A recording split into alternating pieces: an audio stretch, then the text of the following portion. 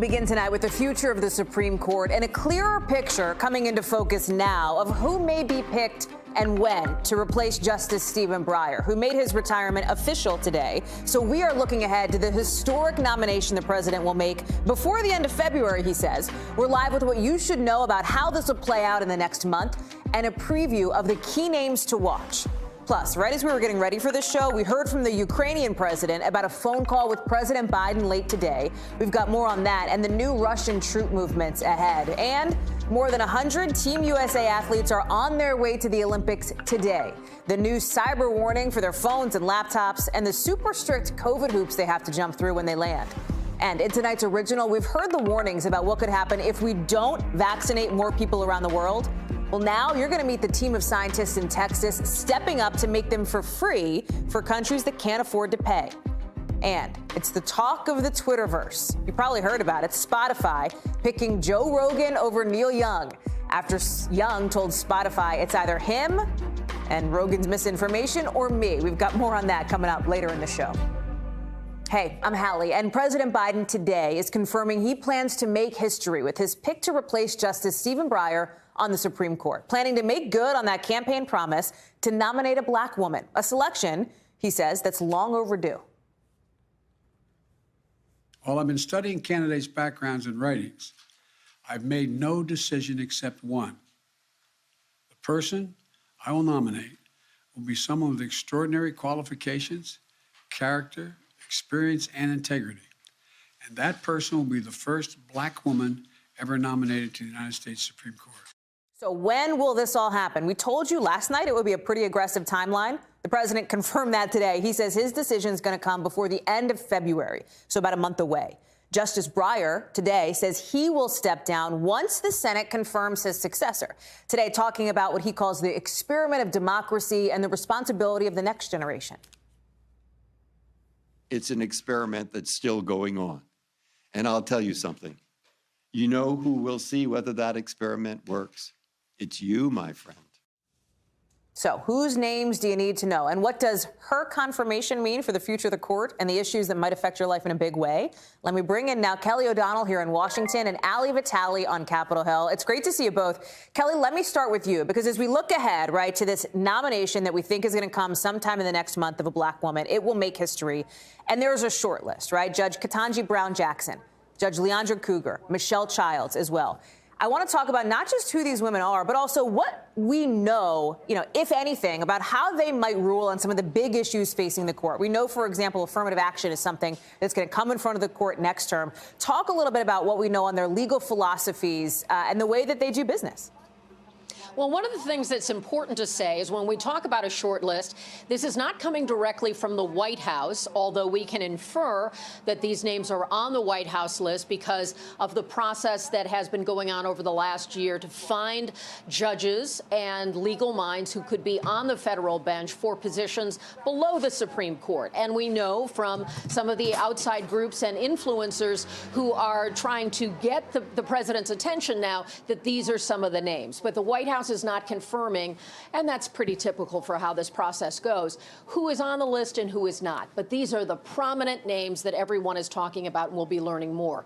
When you look at these women, they are accomplished in their legal background, and they have the right mix of experience, and their experience in life is also different than what we typically see on the court. One of the things that Judge Brown Jackson has is she had also been a clerk at the Supreme Court. And there have been fewer women of color who have been Supreme Court clerks. And that's often one of the career paths that ends up getting you to the Supreme Court. And that has often been the domain of white men. So that's one of the things that she has done. And of course, it happened to be with Justice Breyer. So that is perhaps a fitting piece of history that is folding over.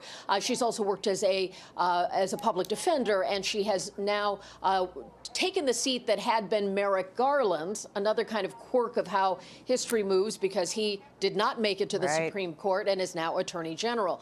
And then when you look at Justice Cougar, who's in California and on the Supreme Court of the state there, she has had interesting issues before her. And then you look at the situation that she is now kind of in the role that would be for nationwide on her plate. And they have had lots of contentious issues. And and she has ruled at times siding with some of the more conservative members of the court on that side at times. And then you look at also Judge Childs, who is from South Carolina originally, and is a favorite of Jim Clyburn of South Carolina, who has a direct relationship with the president and has said publicly that he has been talking about Michelle Childs for a position like this with the White House for more than a year. And so his personal relationship and her excellent credentials, she's now on the D.C. circuit, are certainly going to put her resume and portfolio in front of the president and those around him who will be reviewing this. So when it comes to interviews that the president will have with the final candidates, it's hard not to imagine at least these three women, if not more beyond this list, getting the president's attention. Kelly, I am so glad that you took a beat to remind folks that, like, this is not some list handed down on high from the White House counsel's office or from Jen Psaki. You're right. These are the people who, based on our reporting, are the front runners on this short list. But it's not like there's official confirmation. In a month, Kel, we could be talking about some other name, right? That President Biden. A name we're not talking about. That's exactly right. You know, what's so interesting here, and I think people know this, right? But this is like a process that is shrouded in secrecy in a big way. I think back to some picks that you and I have covered before under previous administrations, and there is like real mystery right up until the moment that the nomination, you know, is unveiled in a formal ceremony at the White House. This is almost certainly going to go that same way. And I think one of the things that is important in this process is that each of these women who are now being discussed in a big way, their careers are being elevated by this conversation. And hopefully that's all to the positive. There will be scrutiny, certainly, and there will be a lot of digging into their past public statements and writings and things like that. Each of them have judicial records that can be reviewed, how they have shown a judicial temperament, what their legal positions have been. But people will be looking for things they have said. Did they write in an op-ed piece at some point? Did they make a speech somewhere where there's a record of that can be found? And the president today asked for, people to provide other names that might be less familiar to him, of the right kind of candidate who would fit this criteria that could be brought into the process. So sometimes there are surprises, and sometimes the front runners are not the ultimate choice. Kelly O, it's a great perspective. Thank you so much, friend. Appreciate you being with us tonight. Hallie, let me go to you on the Hill, because this is the next part of the process. Once the president makes his pick, right, one of the women that he is looking at will be selected, right? We know, because he says it's going to be a black woman. It's going to make history. That is a monumental and generational pick. Then the ball is in the hands of the Senate. But I got to tell you, Hallie, there's sometimes this framing, and I think we in Washington fall a little victim to it, like everything's a showdown, everything's a fight.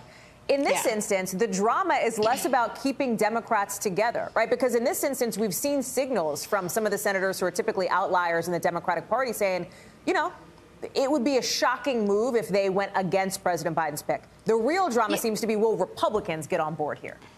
Yeah, and that's a little bit less dramatic, right? Because the stakes of Republicans getting on board are pretty low, because as we've all reported, all it takes is 50 Democrats to stand together and decide that whoever President Biden picks to fill this seat is the person that they can get behind. And if all 50 of them do that, and then Vice President Kamala Harris comes and breaks the tie, then you have your Supreme Court nominee.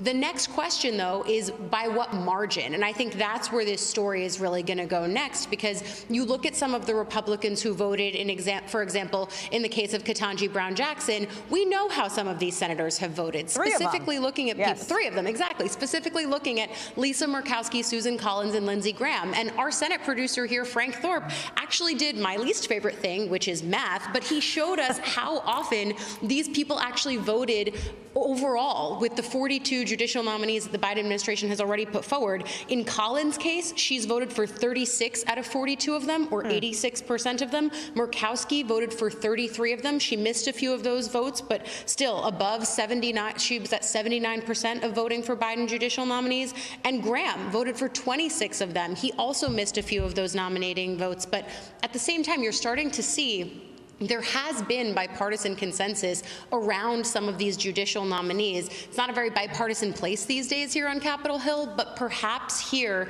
is one of the rare instances that we could end up seeing it. Although you're already seeing the White House try and get in front of what they expect will be the Republican rebuttal to whoever the pick is by saying this isn't going to be some, to say this person is on the radical left, right? We haven't even picked this person yet. You can't complain, you can't argue about the politics of this person when we haven't even made the selection. And to do so, in the words of the press secretary, would, undermine the credibility of anybody who's trying to make that criticism.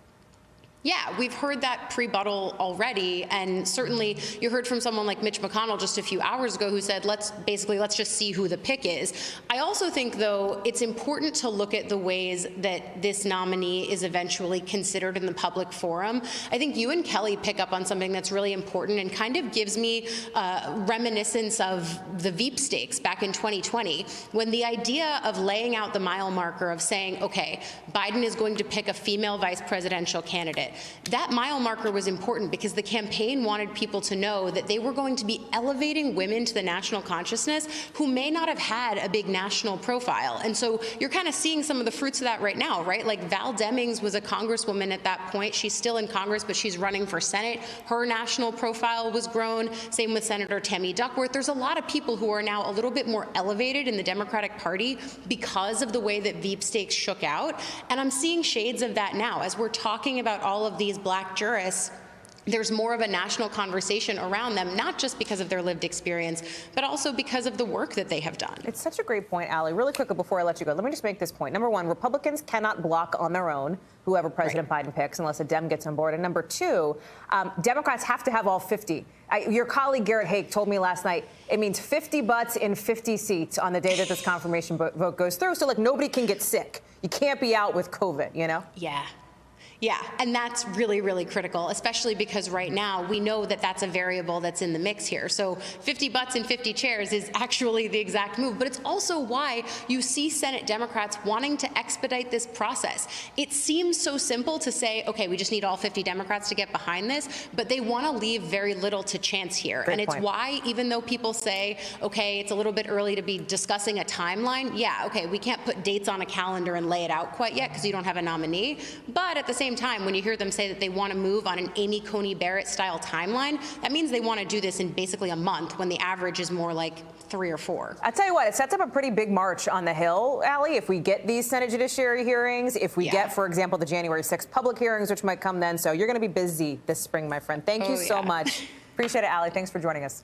Just within the last hour, we got a readout, or a tweet out, actually, on that call today between President Biden and Ukrainian President Zelensky, with Zelensky tweeting he had a long phone conversation with President Biden on the diplomatic push to de-escalate. You see it here. He says he thanked the president for the military help, says the potential to help Ukraine financially also came up, too. But Russia today is less than thrilled, let's say, that the U.S. is not giving in to their biggest demand, which is making sure Ukraine does not ever become part of NATO. That is a non-starter for the U.S. That's very clear.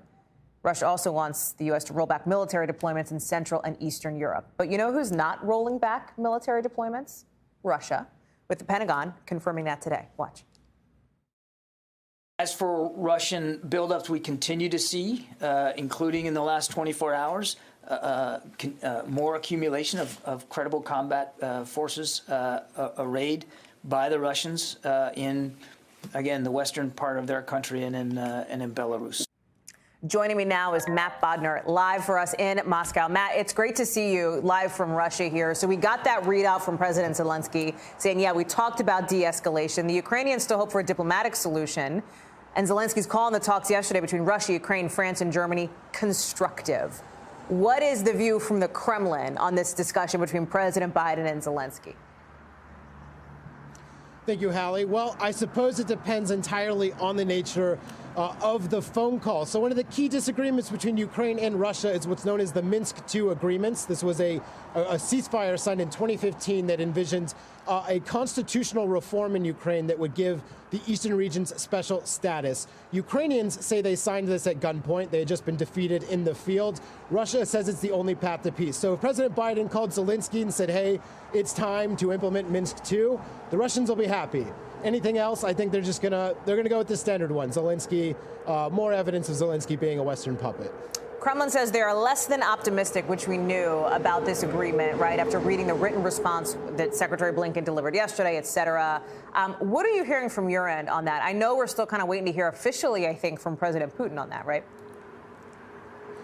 Yeah, so he continues his silence more than a month now. He is not biting yet on the agreement. So we're hearing a lot of things in the void, particularly from Russian lawmakers. They like to say things. So one of the concrete things we've heard today was one proposal to formally recognize the eastern Ukrainian regions as independent statelets and offer them protection as such. We've also heard proposals just to start arming eastern Ukraine with weapons. They're looking at these weapons deliveries to Ukraine. They're kind of twisting them to say they're very offensive strike weapons. And so there's a lot of that. And we're still seeing the saber rattling. But the very honest answer is it doesn't feel like anyone actually knows what President Putin is thinking at this time, even here. Which, like, of course, right? I mean, the whole thing we've been talking about since this crisis started was the idea that Putin is in some ways like a closed puzzle. People don't know what his end game is. Nobody but him really knows what the end game is here. So give me the reality check here, Matt. I mean, honestly, right? You've got Russia building up troops, right? Live fire exercises, naval exercises in the Baltic, even as they say, well, an invasion's not imminent. Right now, as things stand, given the developments over the last 24, 48 hours, how real is this brink of war idea, right? Where does it seem more likely to go? Obviously, nobody can handicap it for sure, but what's your sense? You're on the ground there. So the game we're playing right now is part of the game, I think, but it could go either way. What gets me thinking is that they've really staked out a maximalist position that seems hard to back down from. Putin has left himself ample room to do that if he needs to, but they've gone so much further than they have before. They've brought so many more things to the table. I mean, militarily on the Ukrainian border. I think it's just hard not to imagine that they've at least seriously considered a military option. At the very least, it's safe to say they want us to believe they're really serious about that. Matt Bodner, live for us there from Moscow. Matt, it's really great to have your perspective from being on the ground. I appreciate it. Other military news here. The Defense Secretary, Lloyd Austin, is telling our military it's got to do better when it comes to making sure that civilians don't die in combat operations. It's so important that he's now describing it as a moral imperative in some of his most extensive comments yet on this kind of thing. To that end, he's setting into motion a series of measures. Officials say they're aimed at changing the way commanders in the field think about their jobs. The announcement comes on the same day a congressionally mandated report from the RAND Corporation found, quote, considerable weaknesses in the military's approach to evaluating the deaths and injuries of innocent people. Ken Delanian is here to break this down for us. Ken, this is really interesting, right? Because you look at, I think, one of the most high-profile recent incidents of civilian deaths, right, of innocent people being killed. And that was that strike that we saw not too long ago. I think it was last summer, right? We've seen that in, for example, Kabul last August, 10 people were killed. We've seen it in places like Syria a couple of years ago. What else? Like, why now for Lloyd Austin to make this statement and to make this move? Well, for one thing, Hallie, this is coming after a series of exposés by the New York Times, including stories about a secret group of special operators who allegedly bent the rules to conduct airstrikes that killed civilians. And that included, as you say, an attack in Syria in 2019 that killed dozens of women and children, and a botched drone strike in Afghanistan that killed 10 innocent people in August. The Times also sued to obtain thousands of internal Pentagon reviews of strikes, and the paper said that those revealed systemic failures to prevent civilian deaths in the air war against the Islamic State. And also reporting on the ground by the Times and others has found that many more civilians have died than the military has acknowledged. You know, the Pentagon... I'm sorry, Ken. Go ahead. No, I was going to say... I mean, people in the military have have pushed back a little bit against the Times to us, but, today's move sort of shows that they are acknowledging a problem. Okay, because you're hitting the nail on the head for what I was just about to ask you, and I'm sorry for interrupting, but the pushback piece of this, right? Because the Pentagon, it's not like the Pentagon's going around saying, like, yeah, we didn't, it's not like we didn't care until now we care. That's not the case at all, right? They've said all along that they do what they can to try to mitigate the deaths of innocent people during combat operations. So realistically, what does this new push from the Defense Secretary do? Is it about raising awareness? Is it about making it a bigger and more important issue for members of the military? Yeah, it is, and it remains to be seen whether it's going to be successful, because as you point out, this is not the first time that this issue has come up, right? And this RAND Corporation report out today shows, and along with the Times reporting, that what you have here is a cultural problem. And I've observed this, covering the war in Iraq on the ground. The military keeps making the same mistake over and over again, in essence, and they don't seem to learn from their mistakes and study. There's really no massive effort to study civilian harm and what's causing it, and that's, I think, what Austin is trying to get at here, is to try to make that a part of the conversation instead of just a box-checking exercise, which is what the Times said that a lot of these reviews were. Hallie. Ken Delaney, we're so grateful to you for being with us and bringing us that late developing news this evening. I appreciate it. You bet. So listen, it's winter. We know it's cold. We know it's really cold. But here's what we don't know. Whether the storm that's going to hit millions of us this weekend is going to be a complete monster or like par for the course in the winter.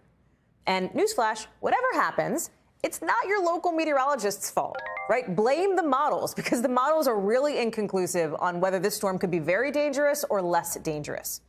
We could get a little. We could get a lot. We do know people are getting ready for the worst of it, with today winter storm alerts going out to 35 million folks in Philly, in New York, and Boston, where they could see anywhere from 8 inches to maybe 20 inches of snow. Again, I know that's a wide range. We just explained why. Virginia's governor just issued a state of emergency just across the river from where we are. Let me bring in our Al Roker, who is joining us. Al, as you said last night, you'd be back on tonight. We took you up on that pledge, so thank you. You know, I think one of the things here is meteorologists, as you know, you guys get a lot of flack for forecasts. If you overpredict a storm, people get upset. If you underpredict, people get upset. But in this instance, the models are all over the place for this one. Yeah, it is an interesting conundrum in that, and it's not, usually we get, by this time, they start to come into agreement, and we're starting to see that now, Hallie. The American model now starting to agree a little bit more with the European model. We have updated winter weather alert numbers, 40 million people now, winter weather alerts back through the Appalachians, also New England coast on into the Northeast with winter storm warnings, Jersey on into the Delmarva Peninsula. So here's what we're looking, Friday afternoon, the European model, slower, closer to the coast. Heavy snow, especially, we think, for New England. If there's going to be blizzard conditions, probably going to be New England the way it looks right now. The American model is now drifted a little further west, still not as far west as the European model. It's offshore, it's faster, and it basically keeps light snow for much of the region, as you can see, with the exception of northern New England. Now, we do know this. There's going to be winter storm impacts due to the winds really up and down the coast, from Atlantic City, New York, inland to Albany, along the coast, Portland, Boston, Nantucket. We could see close to hurricane-force wind gusts, the threat for coastal flooding, and scattered power outages from New England all the way down into New Jersey, Hallie. Winter storm impacts for this thing, like we said, possible blizzard conditions. Uncertain from D.C. to New York, although I think New York is probably going to see much more snow than Washington, D.C. D.C., Philly, Baltimore, maybe 2 to 3 inches. New York City could be 4 to 8 the way it's looking right now. Obviously, airport delays, Boston and New York. Snow and wind, heavy snow for Boston, light snow Philly, some delays D.C. for winds. Winds cause havoc there, as you know, Hallie, at Reagan National. That's right. And the road delays for I-95 from Philly up to Bangor and I-90 from Boston on to Buffalo. We're looking for those conditions. But here's the thing, Hallie, I really do feel more and more that from New York to the north, we're going to be looking at bigger impacts, less for where you are and for our friends in Philadelphia and Baltimore. But again, the storm hasn't formed yet, so this is all due to modeling, and we're just going to continue to track it. By today's show tomorrow morning, Al, you think you'll have a better sense with the models, continuing to do their work? I'm sure hopeful. There's another model, the one, not to get too geeky, called the NAM, that actually brings upwards of 18 inches of snow or more for New York City. But that one usually tends to be a little overdone. But we'll see. Right. We're just going to keep watching it, keep cooking it, and see what we get. We love when you get geeky with us and cook it right here on NBC News Now. Al Roker, thank you so much. We'll see you tomorrow morning. Coming up here on the show, a desperate search for dozens of missing people may be coming to an end tonight in Florida after a boat capsized off the coast. We're hearing from the mother of the only known survivor. Maura Barrett has that right after the break.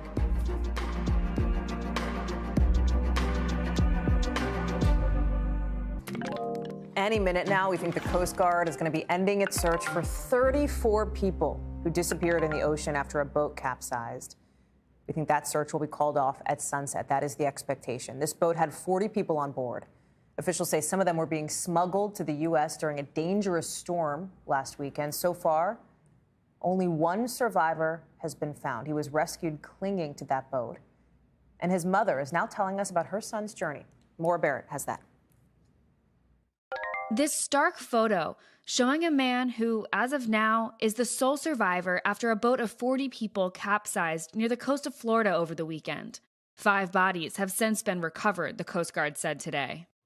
It's been a challenging day of operations, and first I really want to again express my condolences to the friends, family members, and loved ones of anyone who may be missing at sea in this particular case.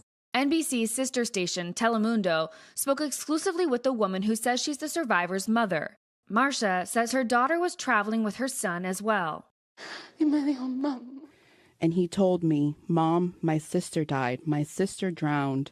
I looked for her and I couldn't find her. I called her and called her." The 25-foot boat capsized during a storm Saturday night, shortly after leaving from the Bahamas. The man's mother, emotional as she describes how her son made it out alive. What did he do? He clung to what was left of the boat, as seen in the picture. He clung, and a lot of prayer. She says her son is in immigration custody. Homeland Security is leading the investigation into the boat's crossing, treating it as a suspected case of human smuggling. The goal of this investigation is to identify, arrest, and prosecute any criminal or criminal organization that organized, facilitated, or profited from this doomed venture.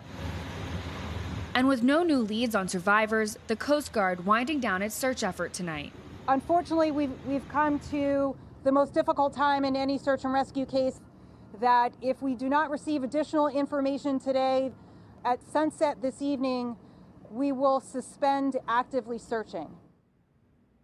It's just heartbreaking to hear from those family members. Maura is joining us now. And Maura, you know, this is, according to the Coast Guard, this is actually a pretty common route for things like human smuggling operations, right? But what is so clear is that it's also a very dangerous route.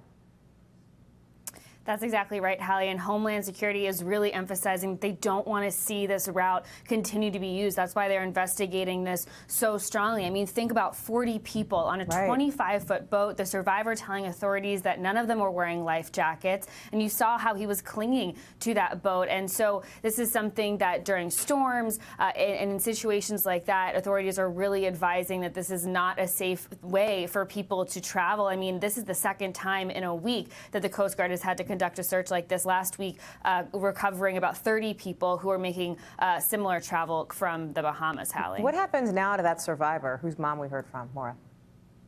Well, right now that's in the hands of authorities. Basically, they could decide to process him as a witness as they do their investigation, or they could hold him and process him as an illegal immigrant coming into this country illegally, Hallie. Maura Barrett telling that story for us here tonight on NBC News Now. Maura, thank you. Still to come, Spotify, you heard about this? Saying it is taking Neil Young's music off the platform. Why? Because Young doesn't want to share the same space as Joe Rogan. Ben Collins joins us next to unpack how hard it's become to police platforms that can spread misinformation. Stay with us.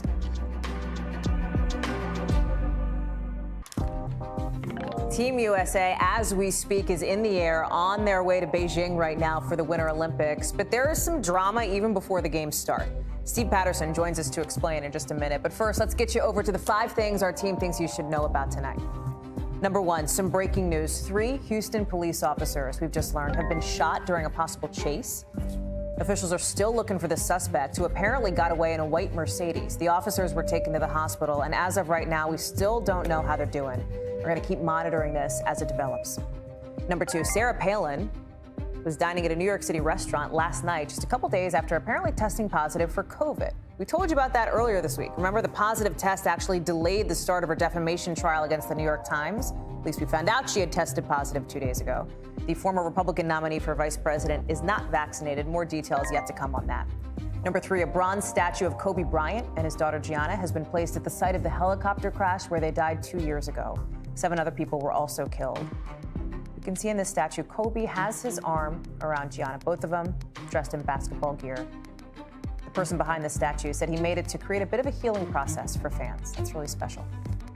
Number 4, well, all good things must ultimately and eventually end, as Jeopardy champ Amy Schneider found out overnight. Last night, she ended her second longest winning streak in the show's history. She was the one who did it, just behind Ken Jennings. She won 40 times. She left with nearly $1.4 million, and she says she has no regrets. Number 5, a modern makeover for Minnie Mouse. Have you seen this? She's ditching her polka dot dress for a pantsuit instead.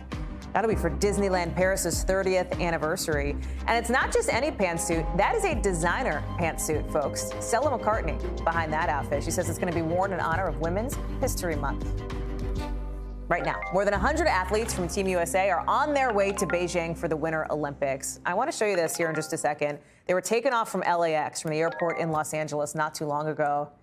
What's up? Taking selfies, putting up their TikToks, giving hugs. They were totally fired up. Watch. I feel like our relay team is going to do super great, and I'm so excited. What a send-off we got here. What a send-off. I heard it's like a 17-hour flight or something, so it's going to take a while. First thing we do is probably a COVID test. Yeah. Well, she's correct. Yes, the first thing you do is a COVID test, right? Because it is a process just to get into the Olympics. On top of being the second Olympics in the pandemic era, the U.S. Olympic and Paralympic Committee has even issued a tech advisory to athletes now saying, assume that every device and every communication transaction and online activity will be monitored, right? You got to think Big Brother China is always watching. That's the message from these committees. They're reminding everybody that flying over to LAX is also part of it. Steve Patterson was there. He talked with some of the athletes. It's so cool, Steve, number one, to hear from the athletes. So let me start there, because these are people, these are names and faces, albeit in masks, that we're going to be seeing for like the next month right here on NBC. You know, I think the overwhelming emotion was relief, as strange as that sounds, after everything they've been through to get to this point, including locking themselves away from friends and family so they can test negative over and over and over again. There's something about finally seeing that airplane and stepping on board to say, I finally made it this far. Look, these are world-class athletes competing at the highest level of competition really on the planet. They don't really have time to worry about all the politics of China or the games. But there was some real candor about the stress of competing and qualifying when one bad test could derail a lifetime of hard work. It's really crazy to think about. So I think we saw that relief really shine through. These are people that just want to focus on now getting the job done, getting a medal, standing on that podium, and representing their country. What did they tell you about how they've been prepping for this? Very, very, very carefully. You know, I did a profile on this phenom snowboarder. He's a 18-year-old, just amazing kid. Dusty Hendrickson is a teenager. He's shredding these unbelievable tricks in an N95 mask. That's weird enough to see. And then, you know, he has to tell his parents, I can't come home before I leave because of COVID, which is really, really, you know, can really mess up your game. I spoke to speed skater Brittany Bowe, who really explained it better than I ever could. Listen up. COVID has added a new element to everyone's lives over the past few years, and it's added a different dynamic and stress to something that you're usually just thinking about being physically fit and strong. So they have to think about all these things that come with the game, and then they have to also think about, again, testing negative every single day that they're there and adhering to all these rules that China has. And on top of that, just being in China, right? Like I've you know, Steve traveled to China as part of a, you know, press corps covering presidents. And you got to take a lot of cyber hygiene. You got to worry about your phone and your laptop. Do you leave stuff? You know, we had a plane. Do you leave stuff on the plane when you actually go into China? What do you lock up, et cetera? Because of some of these issues, the athletes are getting that same warning. And what's interesting about this to me is like what we've seen in these Olympics past in these social media eras, like these athletes love to post stuff. Olympian TikTok is like the most fun TikTok when these games start. You always get good tea and gossip about what's going on. That's going to have to be a factor on top of everything else that you're talking about here. The COVID tests as soon as they land, being in that bubble, no contact with the general public, you know?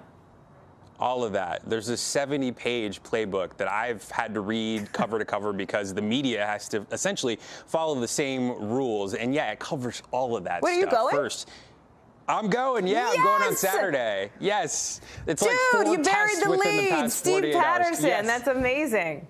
Yeah, I'm super stoked. But I will say the tests have been intense. It's every day I'm taking like 2 tests.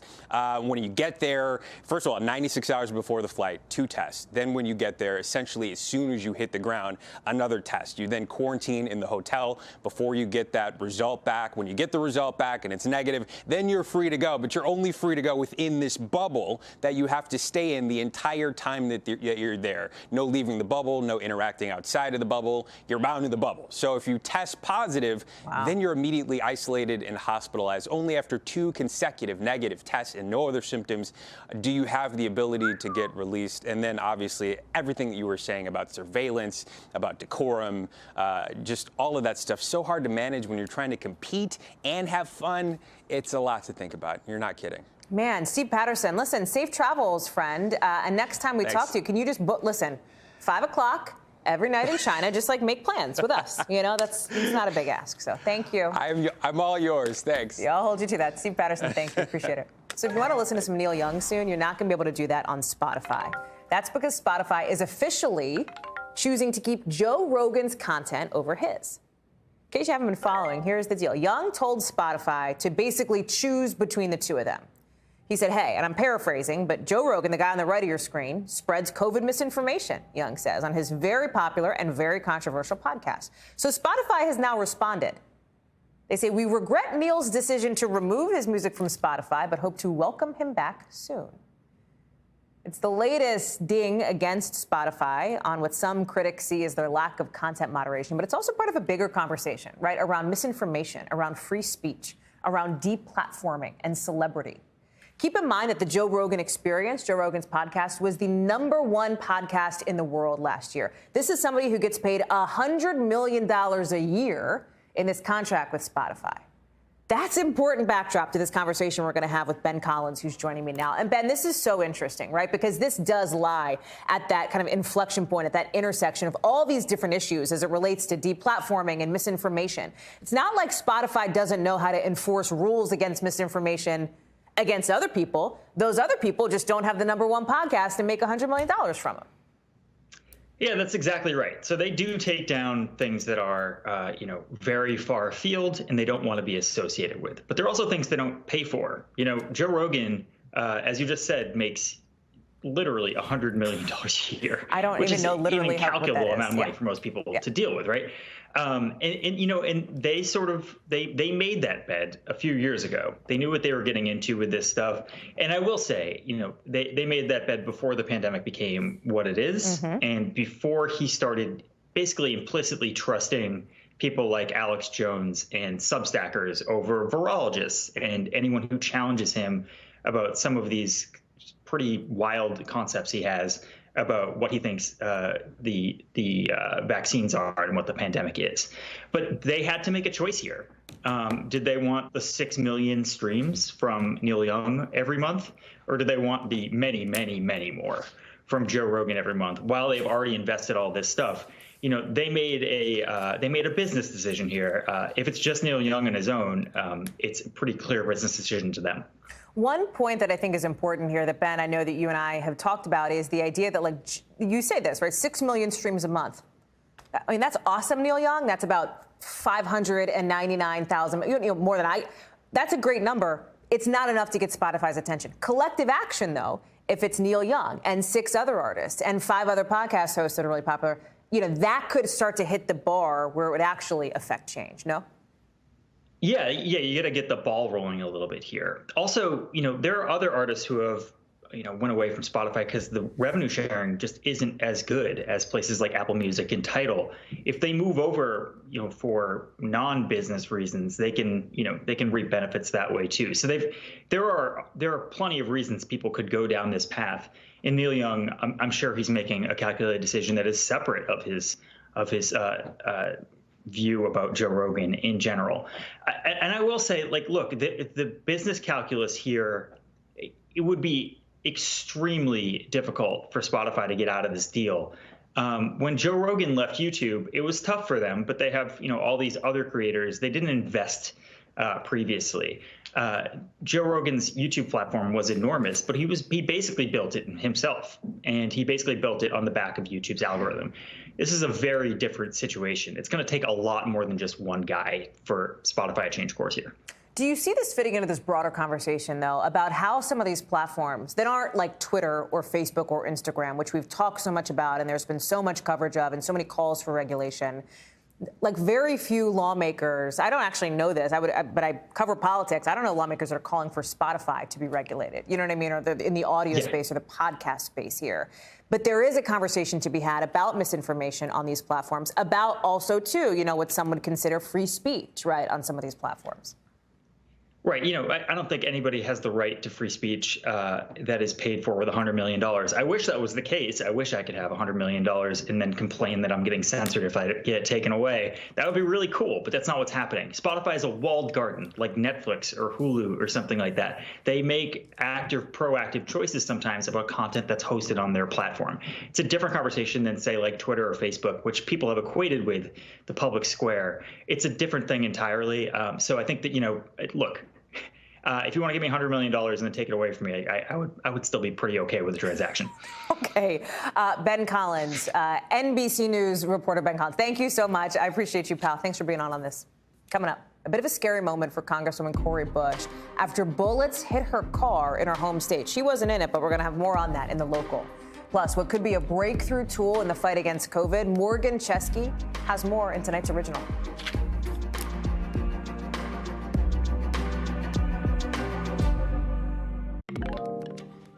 It's not just a tool to help fight COVID, but it would also bridge some pretty real gaps in equity and access. We're talking about a vaccine that has no patent. Morgan Chesky reports on how impactful this would be in tonight's original coming up. But first, NBC News covers hundreds of stories every day. And because you couldn't possibly read or watch or listen to them all, our bureau teams have done it for you. This is what they tell us is going down in their regions in a segment we call The Local. From our Midwest Bureau, Michigan teen Ethan Crumbley, remember, accused of killing 4 people in a shooting at a Michigan high school in November, will enter an insanity plea at trial, we've learned. Crumbley faces 24 charges. 4 students were killed. 7 other people were hurt in that shooting. Also from our Midwest Bureau, Congresswoman Cori Bush's parked car was hit by gunfire over the weekend in St. Louis, Missouri. She wasn't in the car. Her office says they don't think she was targeted, but it's the second time it's happened to her car and a sign of just how prevalent gun violence can be in some places. From our Northeast Bureau, Amazon workers at a Staten Island, New York warehouse are eligible to vote to be in a union. Organizers collected enough signatures to set the stage for another pretty high-stakes battle with Amazon. A hearing on this election will happen next month. Now to tonight's original with in-depth reporting on a topic we've been keeping an eye on. And to set it up, we have to tell you about what's happening today in the first phase of a COVID vaccine mandate for U.S. workers in effect. In 25 states, the ones you're about to see on your screen, plus D.C., healthcare workers will need to get their first dose. This requirement will extend to the other states, with the exception of Texas, on February 22nd. It comes as we hear medical experts keep drilling down on this message that we need everybody to get vaccinated, not just in the U.S., but all around the world, if we want to have this pandemic end. But there's this issue of vaccine inequality in low and middle income countries that's getting in the way of that. So a pair of scientists in Texas decided, hey, let's take matters into our own hands. Let's create a vaccine that has no patent. Morgan Chesky explains why this is such a big deal. At Texas Children's Hospital in Houston, there is much more than meets the eye, because past the exam rooms inside this lab lies what they believe to be the potential silver bullet for taking down COVID-19. Our lab is the United Nations of Science. A team of doctors, led by Dr. Peter Hotez and Dr. Maria Elena Batazzi, has dedicated their careers to finding a solution to fill a critical vaccination gap. Look, Delta arose out of an unvaccinated population in India at the beginning of last year, and then Omicron arose out of an unvaccinated population out of Southern Africa. So Mother Nature is telling us what's going to happen as long as we refuse to vaccinate the world's low and middle income countries. With $7 million mostly provided by philanthropists, the duo turned to an old answer to solve a new problem. Crafting a vaccine inside Texas Children's they're calling a game changer, one they say they don't own the intellectual property for. It's a similar technology to that's used to make the recombinant hepatitis B vaccine. It's known as microbial fermentation in yeast. It's actually a vegan vaccine. No human cells, no human proteins, no animal cells, no animal proteins. The technology important because it's existed for decades, allowing multiple low-income countries to produce their own vaccine without intellectual property obstacles or waiting for donated shipments of Pfizer or Moderna's vaccine that often arrive too late to make a serious difference. So when a country receives your starter kit, what essentially are they able to do with that? We don't only give them the starter kit, but we give them the recipe of how to brew the starter kit. You know, it's yeast, so it's a little bit analogy of brewing beer, right? The comparison closer than you think. This is where we cook it up. Yeast is actually fermented inside these medical-grade bioreactors. But instead of producing alcohol, the Texas Children's team says they've engineered each kit to produce proteins, which mimics the COVID-19 virus. The first step for each kit recipient to making their own vaccine. They get a recipe. They get a toolbox of tests to ensure the quality, the yield, the purity. And then they get us plus our team that if you have a question, you just pick up the phone. What sets the vaccine created in this very Texas Children's Lab apart isn't just how it's made, but why. There is no patent. That means that a company anywhere in the world can scale it unlike anything we've seen. In fact, in India, Corbevax has secured emergency use authorization after completing 2 phase 3 clinical trials. The great thing about it is there's no limit to the amount you can make. It's got one of the best safety profiles of any vaccine out there for COVID-19. Simple refrigeration storage. You don't need any freezers to store the vaccine. Pristine safety profile and probably the lowest cost vaccine. Corbevax is being distributed outside of the U.S. and currently isn't FDA approved. But perhaps the most important of all, the accessibility the Texas Children's vaccine offers. By not having a patent, paving the way for partners worldwide. What makes the patent-free vaccines unique is that companies can produce the vaccine without worrying about legal challenges and huge financial losses. Now, with the pandemic entering year 3, experts say the global healthcare gap, especially with vaccines, has become more exposed than ever. This is the greatest moral failure of our lifetimes, and we can't let this happen again. We have to have a world that is much more effective against preventing and responding to pandemics, and we have to have a world that's fair, more equitable, and just, and that's a global imperative. Morgan is with us now to talk more about this. It's such great reporting, Morgan. Thank you, and we're glad you're bringing it to us. I have to wonder about the scaling up piece of this, right? Because this is a challenge really for any company, right? When you have something like India, for example, ordering 300 million doses into production. Can you talk a little bit about how the production rollout is expected to happen and how that could work? Yeah, Hallie, it's certainly ambitious, right? But the key thing here that Dr. Hotez says that will make such a big difference is the fact that this is older, proven technology that's already in the hands of some of these developing countries who may not be able to produce those Pfizer or Moderna vaccines that essentially require cutting-edge tech. He says a country like Brazil, for example, already has the tools in place, those bioreactors available to where they can, as they likened it to, kind of brew up this vaccine and then rapidly reproduce it in order to scale up as much as they can. In India, for example, that company, it's already being used with an emergency use authorization. We don't have an exact number on how many doses have already been administered there, but their goal is to have, as you mentioned, millions of doses by the end of this year available. However, the key thing here to remember is that it's not one area or one country in particular that will hold the answer here, Hallie, but Africa, for example, just one region there, if left unvaccinated, could become the perfect ground for a new variant to come out. And that is why they say they didn't have a patent on this. That's why they're hoping that this can spread as quickly as possible to some of those worldwide partners, because the sooner that an individual can even have one dose of the vaccine, much less 2 or 3, as you and I have likely had with a booster, the sooner that those variants can start to diminish and COVID-19 can stop being such a life-changing issue as it has been for the last 3 years. It's, Morgan, empowering. We talk so much about it, and we hear so much from health experts in this country about getting people here vaccinated. But this has to be, as you point out in this piece, it's got to be a global fight, right? Because if not, you're just going to continue to get these variants churning through. Morgan Chesky, it is great to see you live for us with tonight's original. Thank you so much. I appreciate your time. Coming up next, a chunk of a SpaceX rocket is on course to literally crash into the moon. Hello.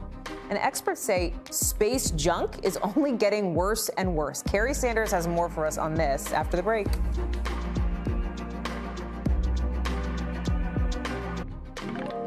SpaceX will be leaving its mark on the moon a little earlier than expected, literally, because a giant piece of the company's rocket is speeding toward the moon right now as we speak. I say giant, it's like 8,000 pounds, right? We're talking about like two decent-sized cars together heading toward the moon, moving way faster than any car we drive at, right? 5,000 miles an hour. March 4th is when it's expected to slam into the moon. Where did it come from? Well, it's a piece of that Falcon 9 rocket that launched back in 2015. After doing the mission, the rocket didn't have enough fuel to get back to Earth, so they just left it in space. Astronomers say this is just part of a growing problem. Space junk. Kerry Sanders is here to explain. Kerry, this is the first time apparently that a man-made object is unintentionally going to hit the moon. I have to tell you that I'm struggling to understand this, because if I leave my trash in the middle of the street, the city fines me, right? Why does SpaceX get to dump their junk on the moon? Well, there is no international authority that regulates this. And why is it heading to the moon and not to Earth or just out into space? It's gravity. So it was caught in the gravitational pull of the moon, and that's why it's headed there. It could have just as easily been heading here to Earth or way out into space and just gone forever. But if it had been coming to Earth, even though it's 8,000 pounds traveling 5,000 miles per hour, as it came through our atmosphere, most of it would burn up. But going to the moon, where there is no real atmosphere, it will go straight in at that weight and boom, hit right in, creating a new crater on the moon. Crater Town, USA, you know what I mean? So crap in space is a problem, right? Astronomers have been talking about this. Experts who study this say they are really worried about this because there's so much of it up there. It's not really tenable, Kerry, right? Well, let's use a recent example of a piece of debris that was floating in the low Earth orbit that the Chinese recently grabbed, and they had to move it out of the way so that they could create space for something else because they don't want it colliding. I mean, the real problem is you have these pieces, and for instance, the International Space Station, we saw it when Russia recently decided to destroy one of its satellites. It threw pieces all out. Well, they're flying at tens of thousands of miles per hour. It's like bullets that can go through and actually penetrate the skin of the ISS, putting the people who are there in jeopardy. And there's just so much of it. I mean, Hallie, this is a growing problem, one without regulation. We do know that the Space Force, created the new military part of our country that was created by President Trump. Space Force is monitoring the low Earth orbit debris that's flying out there. But this piece that's heading to the moon was actually tracked and calculated for its hit by an amateur astronomer who is somewhat disappointed in that it's going to land on the far side of the moon, the dark side of the moon. We won't be able to see it with a telescope. Maybe a satellite might pick up some pictures of it later. Man, it's just fascinating, and to get your head wrapped around it is so interesting. Kerry Sanders, you always bring us the goods on this show. Thank you, friend. I really appreciate you being on. Hallie, one note. One note for you, Hallie. Please. I have seen you drive. and I'm pretty sure you do about 5,000 miles an hour. But I'm doing it with my seatbelt on, Kerry. So thank you. I appreciate you. I appreciate all of you for watching. That's us. That's it for this hour. It's a wrap. I'll actually see you back on Monday. My good friend Gabe Gutierrez will be sitting in this seat for me tomorrow. Same time, same place. Coverage picks up right now.